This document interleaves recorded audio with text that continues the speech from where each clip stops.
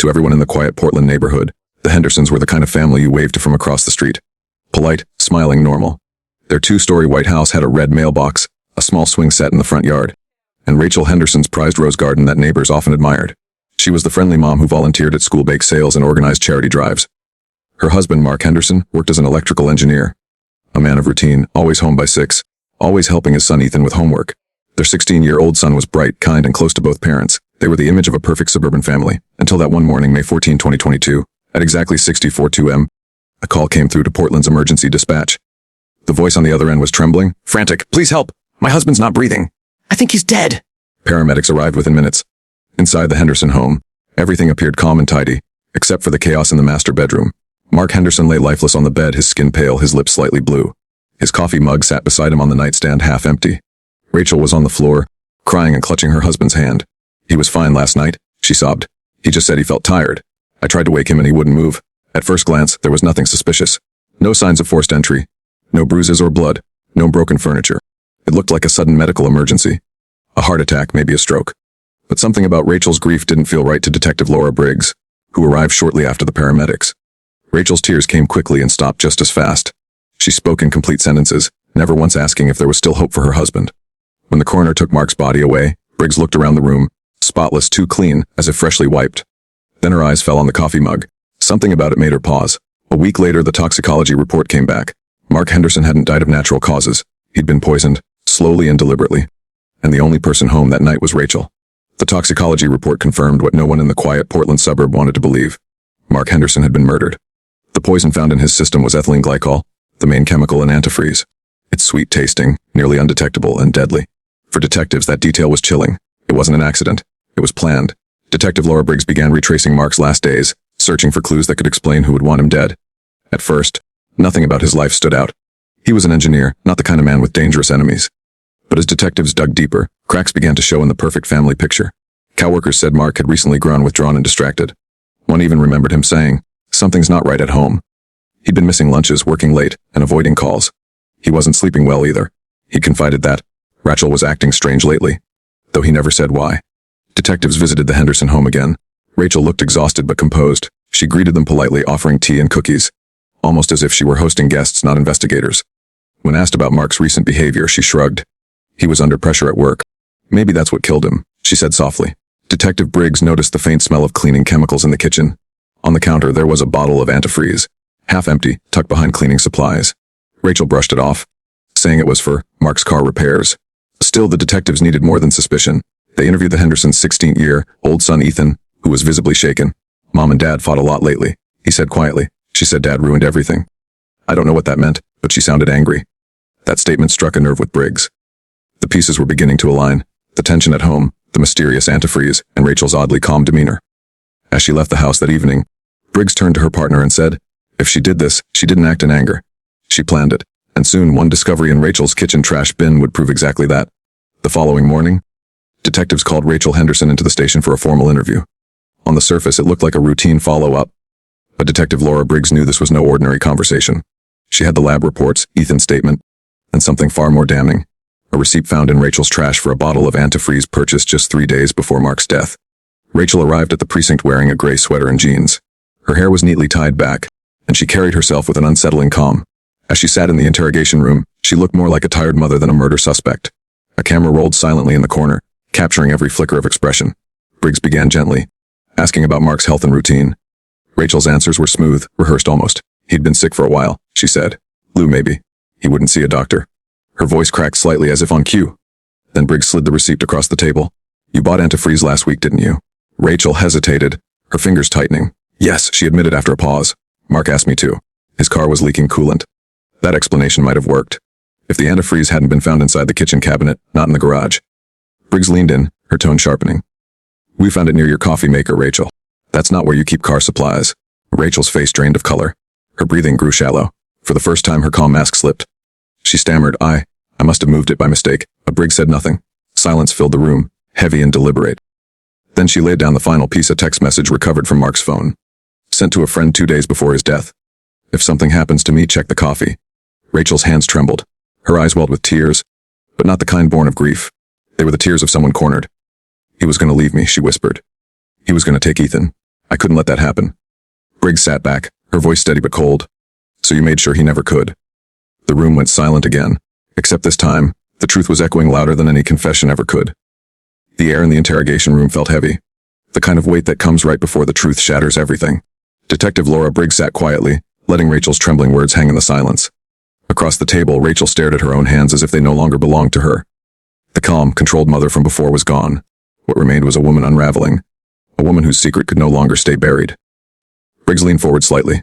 Rachel, tell me what happened that night. At first, Rachel didn't answer. The ticking of the wall clock was the only sound in the room. Then, in a low, shaking voice, she began. Mark wasn't the man everyone thought he was, she whispered. He made me feel small, trapped. I gave up everything, my career, my dreams, just to raise Ethan, while Mark spent his nights drinking or messaging other women. He said he was done with me, that he wanted full custody of our son. Her words came faster now, like a dam breaking. He said I was unfit, that I couldn't handle Ethan alone, that no one would ever believe me. Detective Briggs didn't interrupt. She just listened. She'd heard stories like this before, but this one felt different. Rachel's pain sounded real, but so did her cold justification. I didn't plan it. Rachel continued, though her eyes said otherwise. It just happened. I was making his morning coffee when I saw the bottle of antifreeze on the counter. He'd left it there after fixing the car the day before. I don't even know what I was thinking. The Briggs raised an eyebrow. You knew what antifreeze does, didn't you? Rachel hesitated, her voice trembling. Yes, I knew. She looked up, tears streaming down her face. I told myself it would just make him sick, make him stay home, make him think twice about leaving us. But it didn't stop, he got worse. I wanted to call for help, but I couldn't. Every day, I waited for him to get better, and every day he got weaker. By the time I realized what I'd done, it was too late. Her words were part confession, part self-pity. Briggs had seen it many times. The desperate attempt to sound remorseful while still holding on to the illusion of control. But Rachel's next sentence sent a chill through her. Ethan saw me, she whispered. He walked in one morning while I was pouring the coffee. He asked why the smell was funny. I told him it was new beans from the store. Briggs' stomach turned. So your son knew something was wrong? Rachel nodded slowly. He started asking questions after Mark died. He said the coffee was green once. He said it tasted weird when I let him sip it by mistake. I told him to forget it, that he was imagining things. But kids don't forget, do they? He started avoiding me. He told my sister he didn't feel safe at home. For a moment, the detective felt genuine pity, a child caught between love and fear, a mother destroyed by her own choices. But then Briggs reminded herself, Mark Henderson was dead, Ethan had lost his father forever. Briggs gently slid a paper across the table. The toxicology report. This proves what you already know. Mark didn't die from natural causes. He died from ethylene glycol poisoning. Antifreeze. We've got your fingerprints on the bottle, your purchase receipt, and your son's statement. You need to tell the full truth, Rachel. Why did you really do it? Rachel's lip quivered. Her voice dropped to a whisper barely audible over the hum of the air conditioner. Because I thought it was the only way to keep Ethan with me. Her confession spilled out like poison. Mark had threatened to expose Rachel's gambling debt, something she'd hidden for years. He planned to use it to win custody. Rachel, feeling cornered and desperate, convinced herself she was protecting her child. In her twisted logic, killing Mark was an act of love, a way to ensure Ethan would never be taken away. But after he was gone, she said, I realized I'd destroyed everything I was trying to save. Ethan doesn't even look at me the same anymore. He knows. A tear streamed down her cheeks. She clutched her hands together, almost praying. Do you think God will forgive me? She asked softly. Briggs stood up slowly, her chair scraping against the floor. That's not up to me, she said quietly. But the law will make sure justice is done. Rachel's sobs filled the room as Briggs walked out, closing the door behind her. Outside through the one-way glass, her partner, Detective Mason, exhaled. She really thought she was saving her son, he muttered. Briggs nodded, her voice firm. And in doing so, she lost him forever. The camera light blinked red, the confession fully recorded. Inside that small gray room, a mother's twisted truth had finally been exposed. And outside, detectives prepared for the next step, turning a confession into a conviction. The courtroom was packed. The air buzzed with whispers and the hum of television cameras. Reporters lined the back rows, ready to capture every expression, every tear. Everyone wanted to see the woman who had shocked the entire state. The mother who'd poisoned her husband in cold blood. Rachel Henderson, dressed in a pale blue prison jumpsuit, sat at the defense table. Her face was pale, her once carefully styled hair now limp and dull. She stared at her trembling hands, not daring to look at the jury. Across from her sat Prosecutor Daniel Reeves, a sharp, determined man known for his precision. He spoke to the jury with calm authority. Ladies and gentlemen, he began. This is not a story of a crime of passion. This is a story of control. A woman who felt her life slipping away and decided that the only way to regain it was through murder. Rachel Henderson didn't make a mistake. She made a plan. He showed them the evidence. The half-empty bottle of antifreeze found beneath the sink, the purchase receipt from a local hardware store dated a week before Mark's death, the toxicology reports, and most damning of all, Rachel's recorded confession. The jurors watched as the video played on the courtroom screen. Rachel's voice filled the room, I didn't mean for it to go that far. I just want him to stop." The room was silent. No one coughed. No one moved. Only the quiet hum of the air vents filled the space. When the video ended, Reeves turned toward the jury again. She knew what antifreeze does. She knew it was deadly. And she gave it to her husband every morning for days. "That's not an accident. That's murder." Rachel's defense attorney, Linda Foster, stood next. Her tone was soft but urgent. "My client is not a monster. She is a broken woman who made a terrible mistake. She lived in fear. Her marriage was toxic. She believed she was protecting her son. This case is not about hate. It's about desperation." The courtroom murmured. People shifted in their seats.